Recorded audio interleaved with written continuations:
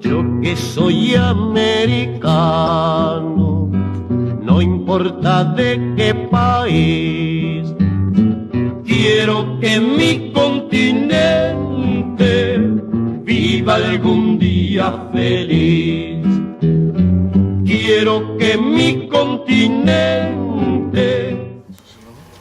Buenas tardes a todos y todas. Realmente esta ponencia, digamos, la vengo preparando desde hace algún tiempo. En ella hay algunos elementos de mi tesis doctoral sobre la democracia en el Ecuador. Pero lo que quería señalar es que es una ponencia que me pone con el corazón partido, por decirlo de alguna manera. ¿En qué sentido? Primero, en el hecho de haber sido funcionario público, funcionario de mediano rango en el Estado ecuatoriano, durante 2007, 2010, hasta que terminé de hacer el doctorado.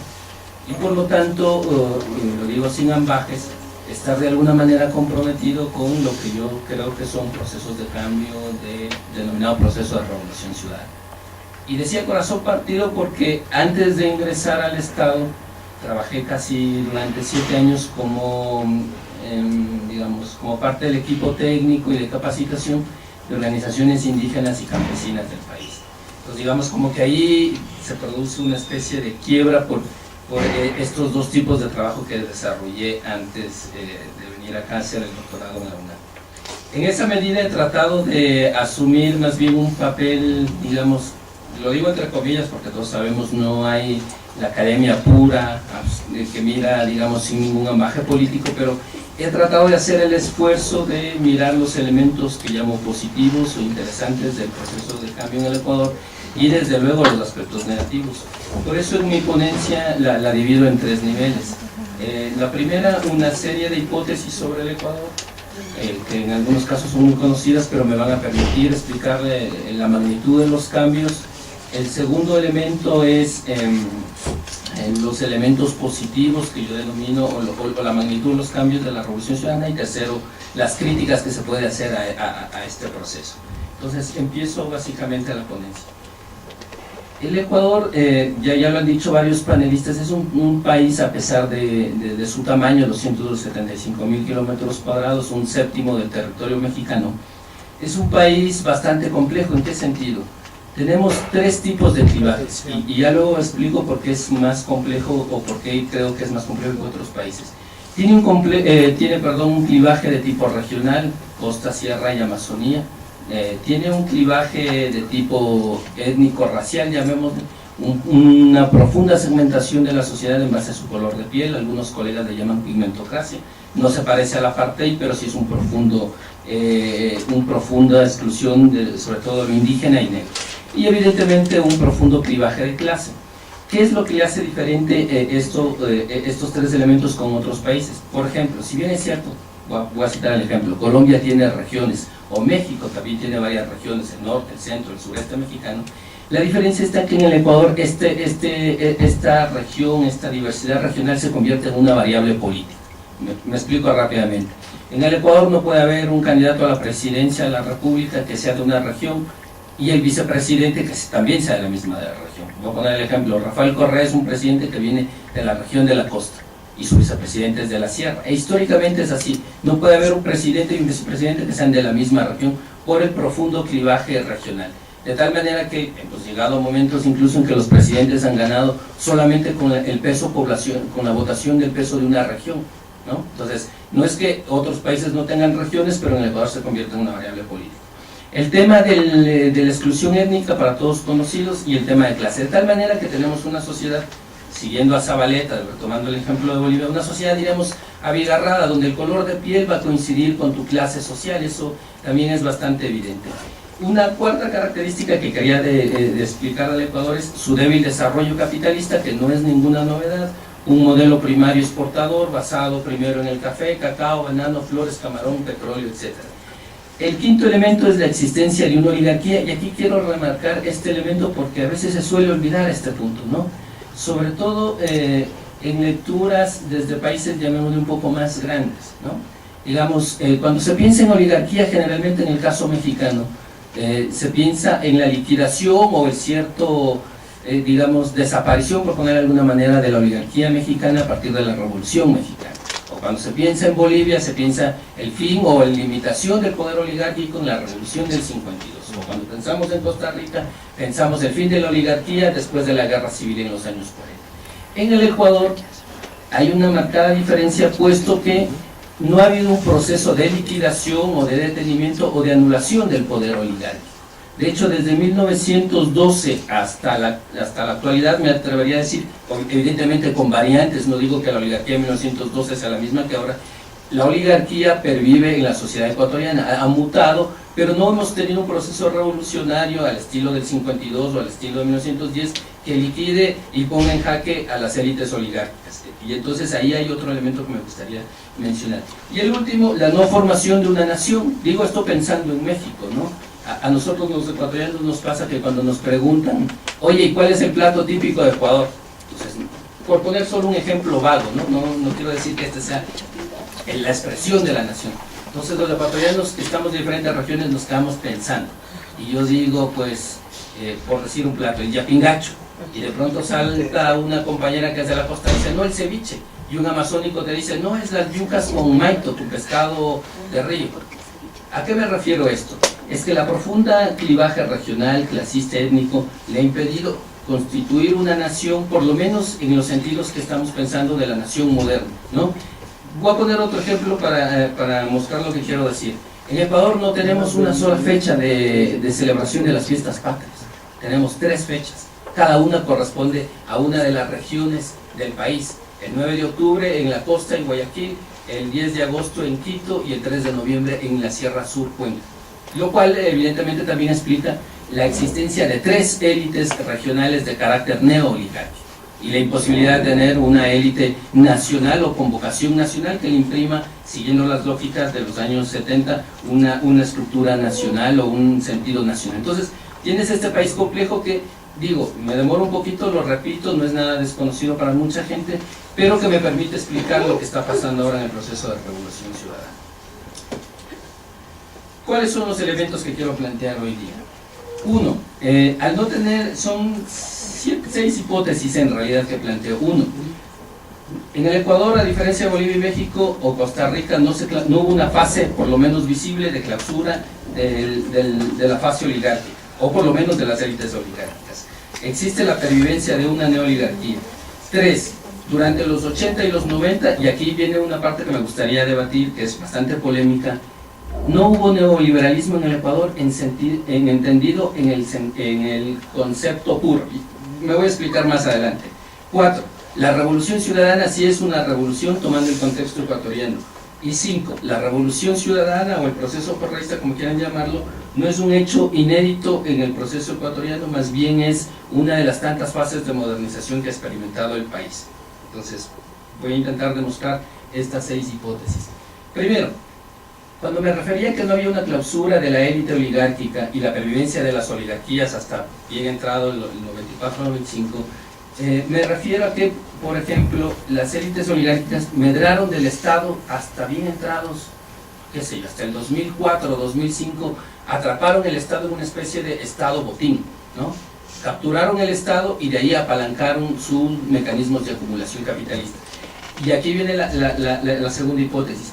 Y aunque su discurso era neoliberal, ojo, y aunque su discurso era neoliberal en el sentido de que el mercado se convertiría en el eje regulador de la vida social, sus prácticas para nada eran neoliberales, eran de tipo corporativo y asaltando el Estado. Entonces es un neoliberalismo bastante particular, porque el neoliberalismo presupone, al menos en sus planteamientos teóricos, que el mercado regularía la vida social y que la privatización de lo público daría una eficiencia, lo cual generaría empleo y generaría derrame económico, al menos en los postulados.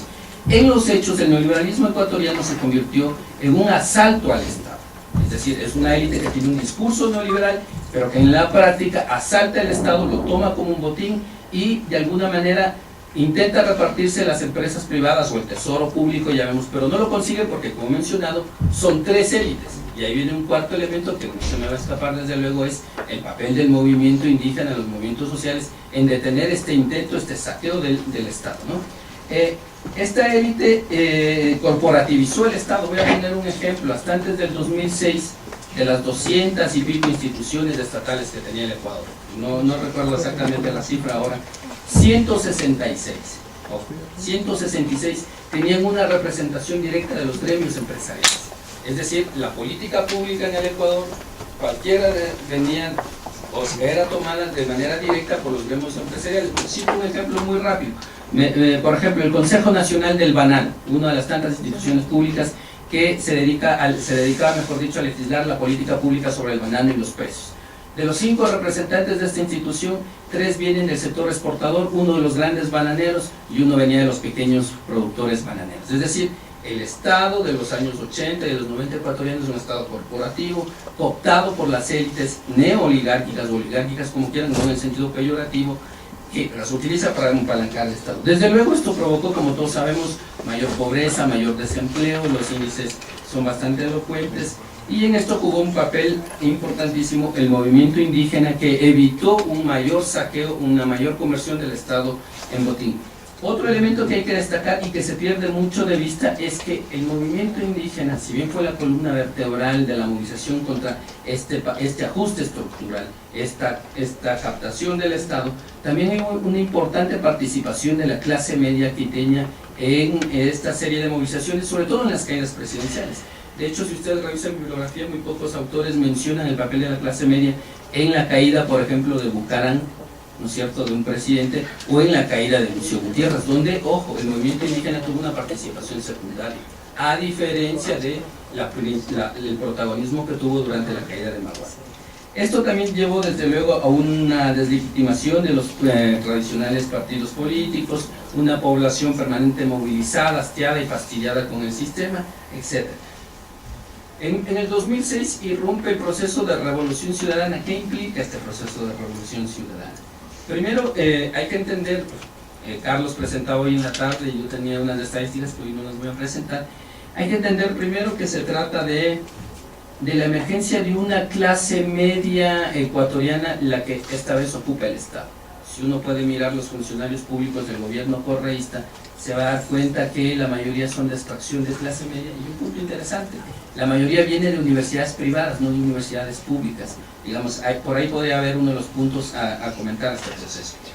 Se trata también de, en las elecciones del 2006 lo que se produce es una polarización de la sociedad ecuatoriana, porque tienes a 2 candidatos, a Correa, ¿no es cierto?, que representa, más allá de lo que definamos, la posibilidad de cambio, y tienes a Álvaro Noboa, el magnate más rico del país, como candidato. Entonces tienes esa disyuntiva. El hombre más rico del país, acusado de no pagar impuestos, de sobreexplotar a los trabajadores en sus miles de hectáreas bananeras, y Rafael Correa, que aparecía como el candidato joven con la esperanza de cambio, ¿no? Entonces se trata de una elección de tipo polarizado. ¿Qué implica el triunfo de Correa en términos ya concretos, pero en el ámbito político, económico y social? En el ámbito político implica, y esto es importante, implica el acceso al poder por primera vez en la historia del Ecuador de un presidente que logra ganar, valga la redundancia, la elección presidencial con una votación de carácter nacional. Había comentado antes que la fragmentación del Ecuador llevaba a que la mayoría de presidentes solo ganen con la votación de su región. Correa es el primer presidente, además costeño, que logra una votación homogénea en las 3 regiones y no solo en la suya. Esto es una cosa importante para entender. Segundo, significa una derrota histórica de la expresión política del movimiento de la CONAIE, el Pachacuti. Es interesante, yo tengo aquí unos datos, los voy a leer, ¿no es cierto? El candidato presidencial en aquella época, Luis Macas, obtiene un 3% de la votación en la primera vuelta electoral, y en las provincias de mayor peso indígena, por ejemplo, Chimborazo, Tungurahua, Imbabura, el candidato llega a obtener apenas el 2% de la votación. Eso nos está también diciendo algunos elementos que por lo menos en el ámbito electoral el movimiento indígena no logra captar la potencia de movilización, ¿no es cierto? De hecho, en varios pueblos y poblaciones indígenas ganan candidatos de la derecha, ojo, ¿no? Significa también, en términos políticos, la liquidación casi completa de lo que en Ecuador se llama la partidocracia, este sistema de partidos fragmentados. De hecho, por ejemplo, en las últimas elecciones, la representación de los partidos tradicionales de izquierda democrática, Partido Social Cristiano, Partido Socialista, apenas creo que llega no estoy muy seguro la cifra, pero no llega ni al 8%. Hay una abrumadora votación por los candidatos de la Revolución Ciudadana. Y en este contexto de polarización no podía faltar, los medios de comunicación se convierten en claros y evidentes voceros de la oligarquía. De tal manera que cuando uno entra a internet y puede mirar los periódicos ecuatorianos, parecería que tenemos un presidente que es peor que Álvaro Uribe Vélez. De hecho, yo he llegado a escuchar a compañeros decir que la Revolución Ciudadana, más allá de sus limitaciones, es casi una versión remozada del neoliberalismo autoritario expresado en Álvaro Uribe Vélez, ¿no? Entonces, ¿cuáles han sido las transformaciones, a mi modo, importantes en el proceso de Revolución Ciudadana, como para ir ya cerrando esta ponencia? Voy a citar algunos ejemplos, más que dos. En el ámbito económico, las cifras son bastante elocuentes, solo las voy a presentar voy a presentar algunos gráficos para hacerlo más. Digamos, aquí hay una comparación con Centroamérica que no me parece del todo justa, pues por las limitaciones y el tamaño de las economías de los países centroamericanos, pero por ejemplo acá tengo en cambio con los países del área andina, ¿no? Primero tienes un crecimiento económico importante, ese no es el mérito principal, pero quería destacarlo esto, y sobre todo tienes una cosa que aquí me quiero detener, es la famosa presión fiscal o la recaudación tributaria. Generalmente la política tributaria es la que suele definir el carácter de los gobiernos. Lastimosamente se me escapó colocar aquí la presión tributaria de México. Hoy la presión tributaria en México es 10%. ¿Qué significa eso? Que de todo el Producto Interno Bruto de un país, un determinado porcentaje viene de los impuestos. En el caso mexicano tenemos 10% del PIB que proviene de los impuestos, es decir, es una presión tributaria bastante baja, muy baja. De hecho, Chile tiene 21, Brasil 34. En el caso ecuatoriano, antes del 2006 teníamos una presión tributaria del 10% y hoy llega al 20%. Eso quiere decir que el Estado está haciendo un esfuerzo por cobrar más tributos, pero ojo, no cualquier tipo de tributo, porque ahí también suele venir el discurso que quiere igualar a los gobiernos progresistas como si fueran una vulgar copia del neoliberalismo. Se trata de una reducción de los impuestos como el IVA, los impuestos directos, y una subida permanente del cobro del impuesto a la renta. Eso significa que ese incremento de la presión fiscal del Estado ecuatoriano se debe sobre todo por haber cobrado a los tributos a quienes más ganan. Eso es una cosa importante. Aquí en rojo destaca Ecuador. En términos, por ejemplo, del índice de Gini, Edison mostraba ayer unas cifras. Digamos, no es el ideal que se plantearía una sociedad, pero por ejemplo podemos ver la disminución. Lastimosamente no tengo no he puesto los datos de la barra roja, pero como ustedes pueden ver hay una notable disminución del índice de Gini, ¿no? Entonces hay elementos de la política económica que son interesantes. Yo podría resumirlos como, y ahí concuerdo con la mayoría de analistas, se trata de una política que podríamos caracterizar de tipo neodesarrollista o neo-keynesiana. Es evidente que es una política neo-keynesiana, neodesarrollista, y en esto sí es como reeditar a las propuestas, a las viejas propuestas de los años 50 y 60, las propuestas cepalinas de industrialización por sustitución de importaciones. Hay algunas variantes, pero insisto, esto en un contexto como el ecuatoriano, oligárquico, de profundos clivajes étnicos, raciales, de profunda desbaratamiento del Estado, evidentemente son un avance importante. Otro elemento, por ejemplo, la eliminación de todas las ideas neoliberales, por ejemplo, la idea de un banco central autónomo, que ha sido el eterno discurso del neoliberalismo, ¿no? La idea de que la economía la manejan los técnicos y no la política, la idea de que la política no tiene nada que ver con la economía, la idea, por ejemplo, de una regulación de la banca pública y la creación, la regulación de la banca privada y una creación de una banca pública. Voy a poner dos ejemplos. Hoy en el país no se cobra absolutamente nada en el sistema bancario, ni por retirar dinero, a menos de que no sea tu cajero, ni por todos los servicios como revisar por internet, por pedir tu estado de cuenta, y de hecho se logró bajar las tasas de interés, que en dolarización son una locura, como del 30 al 12%. Evidentemente todos estos avances que yo señalo no son la revolución socialista del siglo XX, no son la revolución socialista como estaba pensada en los términos digamos, de los años 70 y de los años 80, la socialización de los medios de producción. Evidentemente esto no es la revolución socialista, pero si tenemos un contexto oligárquico donde una élite mafiosa financiera asaltó el Estado ecuatoriano y medró de este Estado, con profundos clivajes étnicos regionales y con una pobreza y extrema pobreza que llegó a sumar el 70%, reducir los índices de pobreza al 35%, el reducir el índice de Gini, el recuperar el papel del Estado como elemento de la planificación, el generar salud y educación gratuita, evidentemente es un avance en este contexto ecuatoriano que les he señalado. Otro elemento en el ámbito político, otro elemento importante es la descorporativización del Estado. Les había señalado que había 166 instituciones que estaban directamente comandadas y dirigidas por los sectores productivos.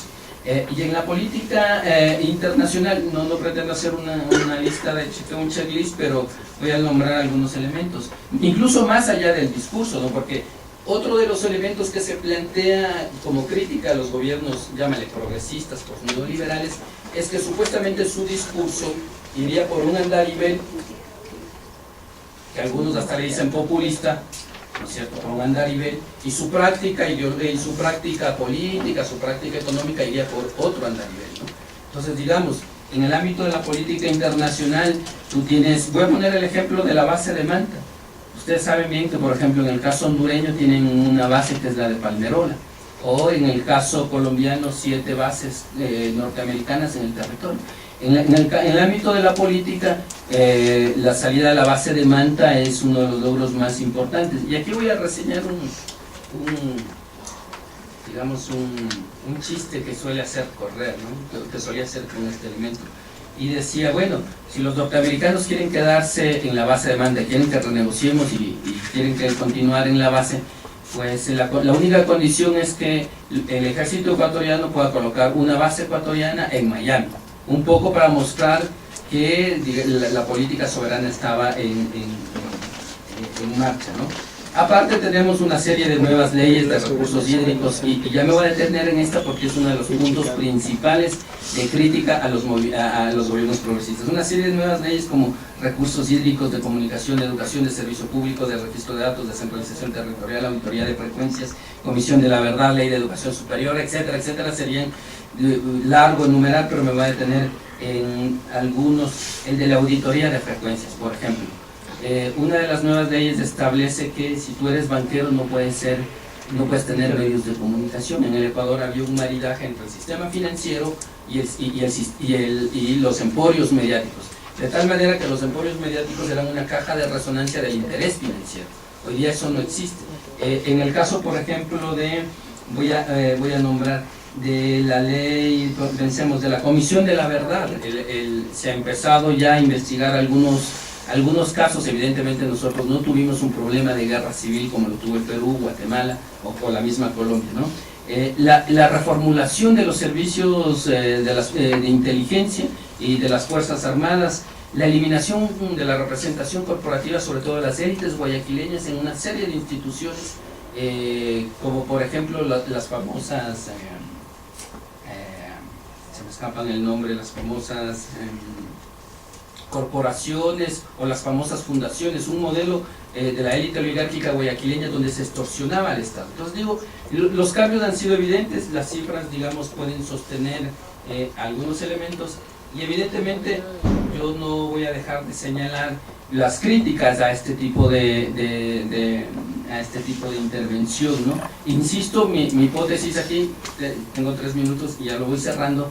Mi hipótesis acá es que evidentemente no se trata de una revolución socialista, ¿no es cierto?, y menos un mecanismo de socialización de los medios de producción. De hecho, digamos, a diferencia de lo que me planteó la doctora anteriormente, la idea de la reforma agraria en el Ecuador está en ciernes, pero en un contexto oligárquico, estos intentos de modernización social dentro del capitalismo, evidentemente tampoco es que son modernizaciones fuera del capitalismo, sí constituyen un avance. Los límites.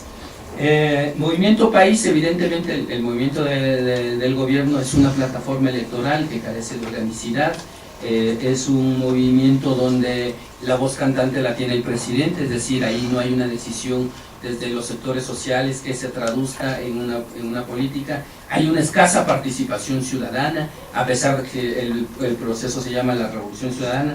Es un proceso más basado en la popularidad del presidente. Evidentemente hay también un copamiento de los poderes del Estado por Alianza País. Existe una conducción centralizada y personalizada del gobierno por parte de Correa. Evidentemente también hay rasgos de personalismo, caudillismo, que además no es una cosa particular de Correa, son unas condiciones estructurales de la política latinoamericana. También hay una moral religiosa y conservadora dentro del gobierno. Uno puede ver las posturas de Correa con respecto al aborto y con respecto al matrimonio entre personas del mismo sexo. Y finalmente quisiera decir, hay también una especie, y ahí coincido con algunas de las presentaciones, hay una especie de lo que yo llamo arrogancia tecnocrática, ¿no? Había dicho que este es un gobierno de las clases medias, la mayoría de los funcionarios públicos son tecnócratas de altísimo nivel. Claro, ahí hay una similitud con las épocas del neoliberalismo, y hay una arrogancia tecnocrática que no logra del todo procesar y dialogar las demandas que vienen desde algunos sectores sociales. También hay que señalar, y con esto concluyo, que hay una reacción conservadora contra este cambio que puede ser tibio, que es dentro de los marcos del capitalismo, una reacción conservadora, ojo, no solo desde la derecha, sino también desde los gobiernos que se consideran de izquierda moderna, izquierda progresista, izquierda pensante, izquierda inteligente. Y cierro con esta idea. En el intento del golpe de Estado contra Correa, la Junta Cívica de Guayaquil, la expresión más reaccionaria y oligárquica y racista de la sociedad ecuatoriana, algo así como el Grupo Atlacomulco en México, se reúne con la dirigencia indígena para apoyar el motín policial. Yo siempre pongo el símil, es como si la dirigencia zapatista se reuniera con el Grupo Atlacomulco para darle para echarle un golpe de Estado a un gobierno relativamente progresista, digamos, ¿no? Entonces hay una reacción conservadora tanto de las élites de derecha que han perdido su control del Estado y el manejo de la economía, y de la izquierda que se considera a sí mismo como moderna y pensante, ¿no? Que tampoco sé qué significa eso, ojo. Entonces esa es como la ponencia, y pues, evidentemente estamos abiertos al debate.